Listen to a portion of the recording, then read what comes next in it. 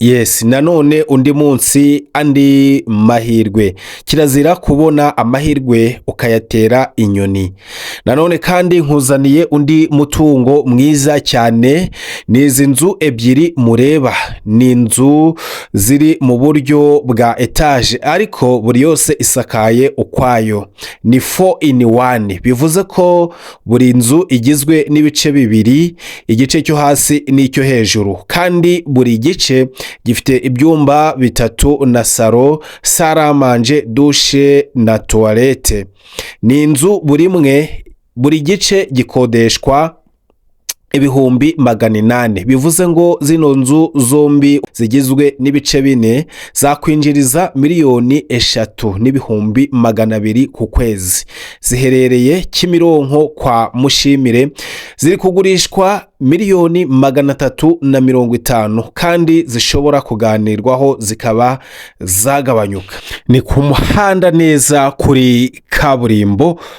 Icyangombwa cy'uyu mutungo cyangwa se cy'izi nzu kirahari ku buryo ukimara kugura uhita ukorerwa mutation, umutungo ukakujyaho. Nimba uri mu Rwanda, nimba uri mu mahanga, niba uri umodiaspora cyangwa se umunyamahanga, nyandikira kuri iyo nimero ureba muri screen. Ahasigaye ubundi dusure uyu mutungo tuguhuze na nyirawo, hanyuma noneho wihahire uyu mutungo kubera ko urahendutse cyane.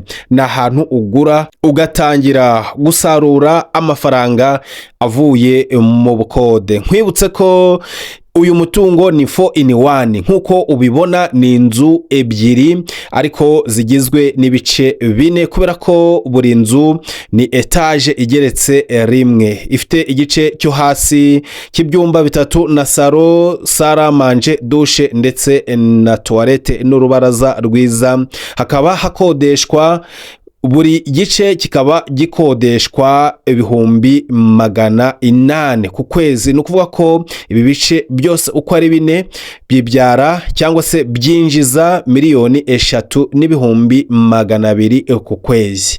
Iyi koko si imari? Nyandikira kuri iyo nimero ureba kuri screen yawe.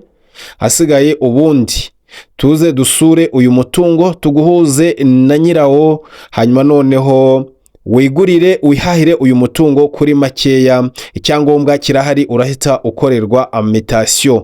Ni Kimironko mwizindiro, ni Kimironko aho bita kwa Mushimire, kandi ni ku muhanda neza kuri kaburimbo. 2K13 Business Limited aba ni abanyamwuga mu by'ubwubatsi kubera ko batanga serivisi z'ibyangombwa byo kubaka, bagatanga serivisi zo gusana, kuvugurura no kongeresha icyangombwa. Batanga kandi serivisi zo gupima ubutaka, bakora ibijyanye no kumenyekanisha imisoro ya Rwanda Revenue Authority, bakora kandi ibishushanyo by'inyubako zitandukanye, banakora igenagaciro ry'imitungo, bakanubakisha amazu ndetse bakanavugurura amazu. Batanga serivisi zo gukata ibibanza, batanga serivisi za banki ndetse n'ubujyanama ku mishinga yo kubaka, banatanga serivisi zose z'irembo. Aba banyamwuga 2K13 Business Limited wabahamagara kuri iyo nimero ureba kuri screen yawe, cyangwa ukabandikira kuri email kaconstruction418@gmail.com. 2K13 Business Limited, ubunyamwuga mu bwubatsi.